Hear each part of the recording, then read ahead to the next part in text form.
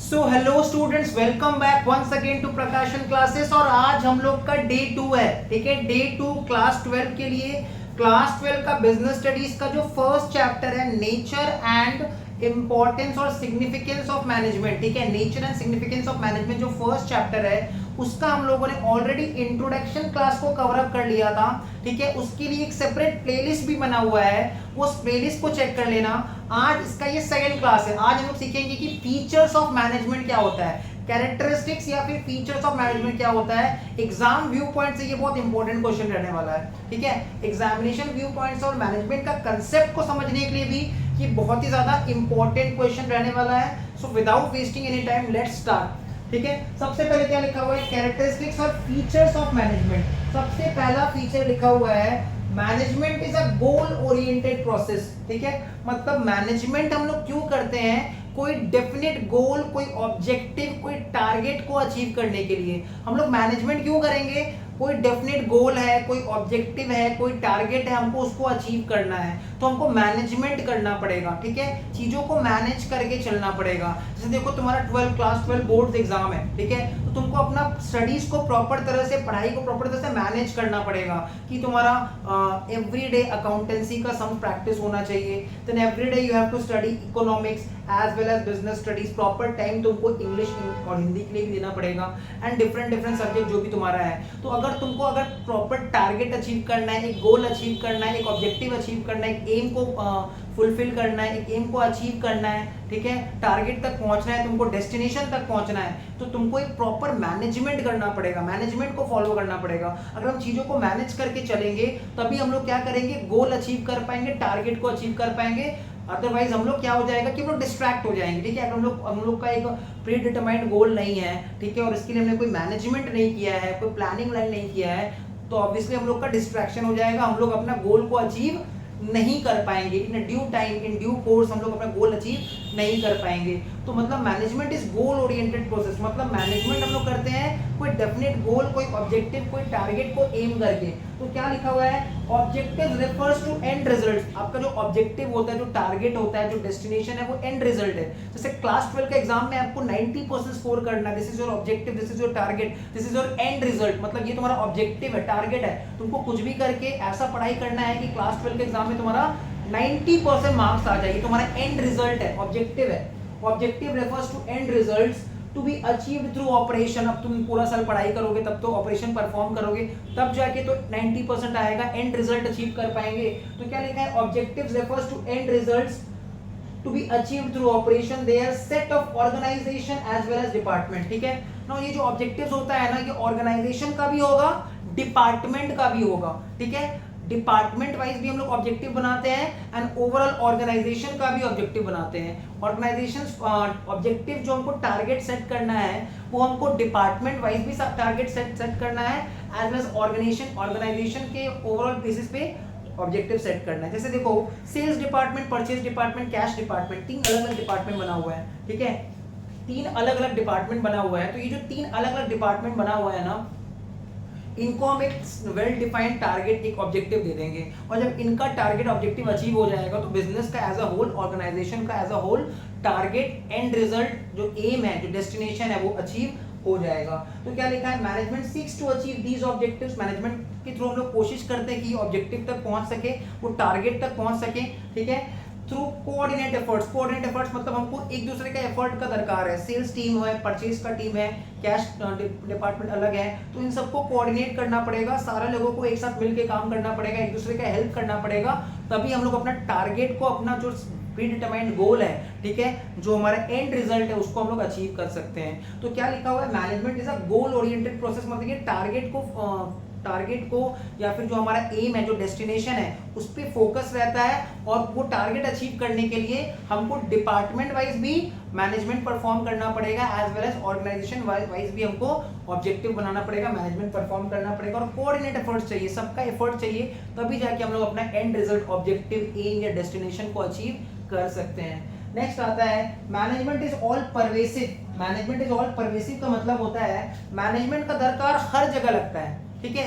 चाहे कोई भी स्मॉल स्केल बिजनेस ऑर्गेनाइजेशन है, लार्ज स्केल बिजनेस ऑर्गेनाइजेशन है, गवर्नमेंट ऑर्गेनाइजेशन है, नॉन गवर्नमेंट ऑर्गेनाइजेशन है, ठीक है, किसी भी तरह का ऑर्गेनाइजेशन है, प्रॉफिट मेकिंग ऑर्गेनाइजेशन है, लॉस मेकिंग ऑर्गेनाइजेशन है, मैनेजमेंट का दरकार हर जगह लगेगा, ठीक है, चाहे वो सोशल ऑब्जेक्टिव के लिए बनाया गया है, सोसाइटी को सर्व करने के लिए वो ऑर्गेनाइजेशन बनाया गया है, या फिर प्रॉफिट मेकिंग कंसर्न है, ठीक है, एक नॉन ट्रेडिंग ऑर्गेनाइजेशन है, एक प्रॉफिट मेकिंग कंसर्न है, सबके लिए मैनेजमेंट का दरकार है। आज मंदिर है, मस्जिद है, चर्च है, इनको भी मैनेजमेंट का दरकार है, स्कूल है, हॉस्पिटल है, पुलिस स्टेशन है, कोर्ट है, कोई ऑफिस है, हर जगह प्रॉपर मैनेजमेंट का दरकार है, ठीक है, क्लियर। तो मैनेजमेंट का जो रिक्वायरमेंट है ना, वो ऐसा नहीं कि उसी बिजनेस को रिक्वायरमेंट है जो खाली प्रॉफिट अर्न कर रहा है, जो प्रॉफिट अर्न नहीं कर रहा है, जो लार्ज स्केल ऑर्गेनाइजेशन है, ठीक है, जो स्मॉल स्केल ऑर्गेनाइजेशन है, जो गवर्नमेंट ऑर्गेनाइजेशन है, जो नॉन गवर्नमेंट ऑर्गेनाइजेशन है, हर ऑर्गेनाइजेशन को मैनेजमेंट का रिक्वायरमेंट है। मैनेजमेंट का रिक्वायरमेंट हर ऑर्गेनाइजेशन का है, इसलिए लिखा हुआ मैनेजमेंट इज ऑल परवेसिव, मतलब ये यूनिवर्सल कंसेप्ट है, यूनिवर्सली ये एक्सेप्टेड है, यूनिवर्सली ये एप्लीकेबल है, हर जगह मैनेजमेंट का रिक्वायरमेंट है। तो लिखा है management is necessary to conduct all types of activity, जितना भी एक्टिविटी है ना, हर एक्टिविटी को परफॉर्म करने के लिए मैनेजमेंट का दरकार है, मैनेजमेंट का जरूरत है। Management is necessary to conduct all types of activities whether it is a business और नॉन बिजनेस एक्टिविटी। आपने एक एनजीओ खोला है, नॉन बिजनेस एक्टिविटी, ठीक है, आपने एक मोदी खाना दुकान खोला है, ग्रोसरी शॉप खोला है, बिजनेस एक्टिविटी। तो चाहे बिजनेस एक्टिविटी हो या नॉन बिजनेस एक्टिविटी हो, हर जगह प्रॉपर मैनेजमेंट का रिक्वायरमेंट है, तभी हम लोग अपना टारगेट को अचीव कर सकते हैं, अपना गोल को अचीव कर सकते हैं। तो management is necessary to conduct all types of activities whether it is a business और non business activity. It is equally applicable, मतलब इसका एप्लीकेबिलिटी इक्वल है, ठीक है, in private and public enterprise, चाहे प्राइवेट सेक्टर ऑर्गेनाइजेशन हो, public sector organisation हो, ठीक है, स्मॉल एंड लार्ज एंटरप्राइज।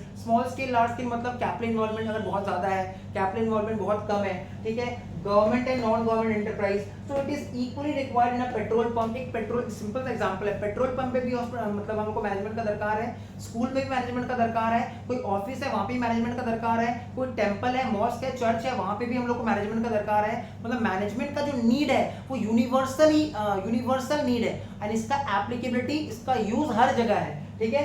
सो क्या लिखा हुआ है, it can be the need of management can be felt, requirement can be felt in petrol pump, a hospital, an office, school, whether in India में हो, USA में हो, जापान में हो, UK में हो, कोई भी कंट्री में हो, क्लियर। हम लोग वर्ल्ड के किसी भी सेक्टर में हम लोग हो, किसी भी कोने में हम लोग हो, अगर हम लोग कोई भी बिजनेस परफॉर्म कर रहे हैं, कोई भी एक्टिविटी परफॉर्म कर रहे हैं, it can be a business activity और a non business activity, it can be a profit making concern और a concern which has the objective to serve the people, मतलब हमारा ऑब्जेक्टिव सर्विस मोटिव है, तो भी हमको मैनेजमेंट का दरकार रहेगा। तो मैनेजमेंट का दरकार सबको होता है, management is all pervasive, clear. Next आता है third point, management is multi dimensional, मतलब मैनेजमेंट का जो काम है ना वो अलग अलग है, मल्टी डायमेंशनल है। क्या लिखा है, इट कंप्राइजेस ऑफ 3 डायमेंशंस। कितना डायमेंशंस है, 3 dimensions which are as follows. पहला आता है मैनेजमेंट ऑफ वर्क, हम जो काम कर रहे हैं उसको हमको मैनेज करके चलना है, तभी हम अपना एंड रिजल्ट को अचीव कर पाएंगे। हम अपने काम को, प्रोडक्शन को मैनेज करके चलेंगे, तभी हम एंड रिजल्ट को अचीव कर पाएंगे। तुम अपने पढ़ाई को अगर सीरियसली पढ़ाई करोगे और प्रॉपर जैसे प्लान करके अपना स्टडीज को कंप्लीट करोगे, तभी तुम्हारे एग्जाम के पहले 1 महीना पहले तुम्हारा सिलेबस कंप्लीट हो जाएगा, and then you have ample time to revise the syllabus and then appear for your examination, ठीक है। तुम्हारे पास बहुत समय रहेगा, तुम अपना एग्जामिनेशन से पहले अपना रिविजन कंप्लीट कर सकते हो, देन एग्जाम में बैठ सकते हो विद फुल कॉन्फिडेंस, ठीक है। तो मैनेजमेंट ऑफ वर्क क्या लिखा है, it is concerned with performance of various activities, task in an organisation. For example manufacturing of a product in a factory, हम प्रोडक्ट में पेन बनाते हैं, ठीक है, प्रोडक्ट के नाम पे हम लोग पेन बनाते हैं फैक्ट्री में, तो ये क्या हो गया, पेन बना के हमने कंप्लीट कर दिया, ये मैनेजमेंट ऑफ वर्क है, ठीक है।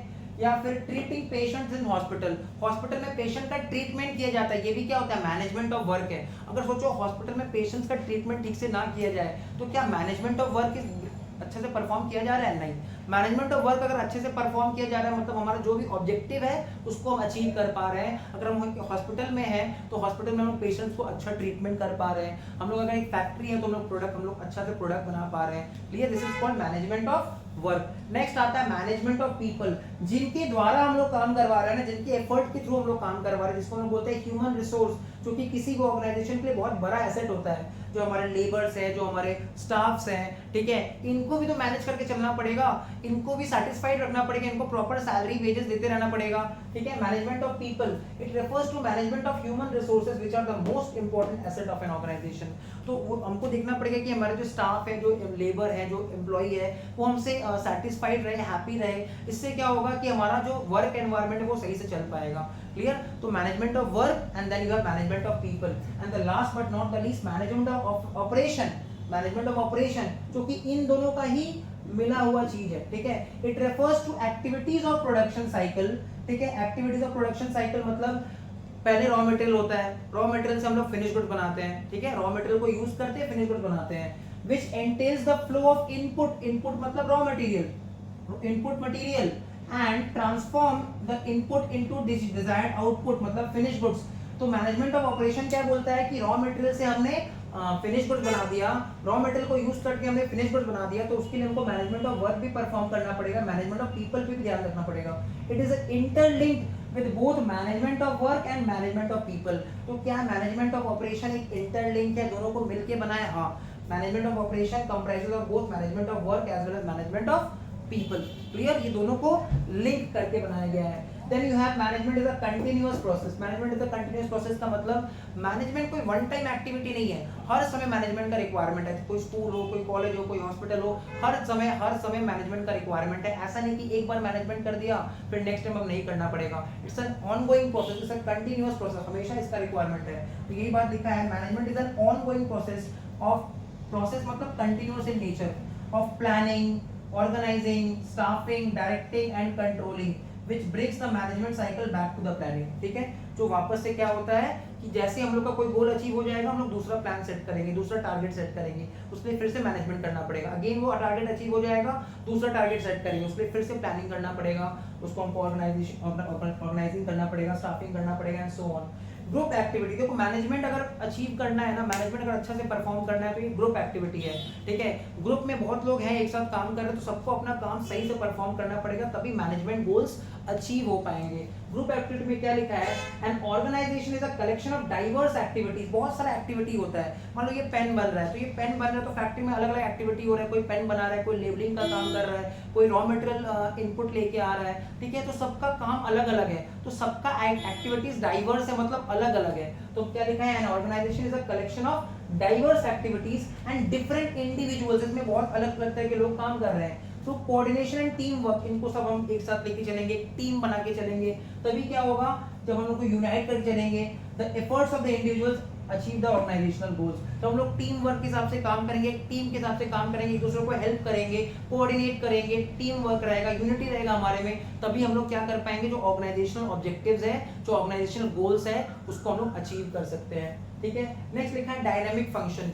मैनेजमेंट का फीचर है कि वो डायनामिक होना चाहिए, ठीक है। ऐसा नहीं कि कोई रिजिड होना चाहिए, ठीक है, क्योंकि देखो डायनामिक का मतलब क्या होता है? चेंज। आज बदलते वक्त के साथ हमको बदलना जरूरी है। हमारा सोशल एनवायरनमेंट में कोई चेंज आ रहा है, ठीक है। जैसे मान लो लोग ज्यादा अब क्या कर रहे हैं, ऑफलाइन क्लासेस के बदले ज्यादा ऑनलाइन क्लासेस को प्रेफर कर रहे हैं, ठीक है। कुछ लोग अभी भी ऑफलाइन क्लासेस को प्रेफर कर रहे हैं, तो जमाना बदल गया, हाइब्रिड क्लास का मोड आ गया है, ऑफलाइन भी पढ़ना है, ऑनलाइन भी पढ़ाना है, दोनों करना है, clear. Social, then you have economic change, जैसे मान लो हमारे इंडिया में जीएसटी आया, इकोनॉमिक चेंज था। लीगल चेंज, कोई नया लॉ आया हमारे इंडिया में। टेक्नोलॉजिकल चेंज, टेक्नोलॉजी चेंज हो गया, नया टेक्नोलॉजी को अडेप्ट करना, ठीक है। ये क्या है? डायनामिक फंक्शन है। तो क्या लिखा है? Every organisation interacts with this external environment. हर बिजनेस ऑर्गेनाइजेशन अपना कस्टमर्स के साथ इंटरेक्शन करता है, ठीक है, उनसे कोऑर्डिनेट करता है, बातचीत करता है। तो भाई जब हम बाहर के लोगों के साथ कोऑर्डिनेट करेंगे तो बदलते जमाने के साथ बदलना जरूरी है। अगर हम नहीं बदलेंगे तो ऑब्वियसली हम लोग को जो एनवायरनमेंट है वो हम लोग को एक्सेप्ट नहीं करेगा। इन ऑर्डर टू सर्वाइव और अचीव सक्सेस, अगर बिजनेस में बने रहना है, अचीव करना है सक्सेस, तो हमको बदलते जमाने के साथ बदलना जरूरी है, डायनामिक होना जरूरी है, ठीक है, और अपने आप को चेंज करना जरूरी है according to the changes in the social, economic, legal and technological environment. Last but not the least, intangible force. क्या मैनेजमेंट को देख सकते हैं, टच कर सकते हैं, मार सकते हैं, उसको फोड़ सकते हैं? नहीं, मैनेजमेंट एक इनटैंजिबल इन नेचर है, मतलब इसको देख नहीं सकते, इसको टच नहीं कर सकते, बस फील कर सकते हैं कि हाँ ये बिजनेस को अच्छा से मैनेज किया जा रहा है। तो intangible force, management is an unseen force which presence whose presence can be felt when organization function, जिसका प्रेजेंस को हम फील कर सकते हैं जब भी ऑर्गेनाइजेशन में फंक्शनिंग होगा, उसका प्रेजेंस को हम फील कर सकते हैं। Orderliness, discipline, happy and satisfied employee, अगर एम्प्लॉय हमारा ऑर्डर्स को फॉलो करते हैं, वो लोग डिसिप्लिन्ड है, वो लोग हैप्पी है हमसे, वो लोग हमसे सेटिस्फाइड है, इट मींस हमने मैनेजमेंट सही से किया है, ठीक है। All reflect presence of good management, clear. तो दिस वाज द फीचर और कैरेक्टरिस्टिक्स ऑफ मैनेजमेंट। होपफुली ये क्लास यहाँ तक समझ में आ गया होगा। वीडियो को लाइक कर देना, चैनल को सब्सक्राइब करो, शेयर करो अपने फ्रेंड्स के साथ। मिलते हैं नेक्स्ट वीडियो में, टिल देन बाय बाय।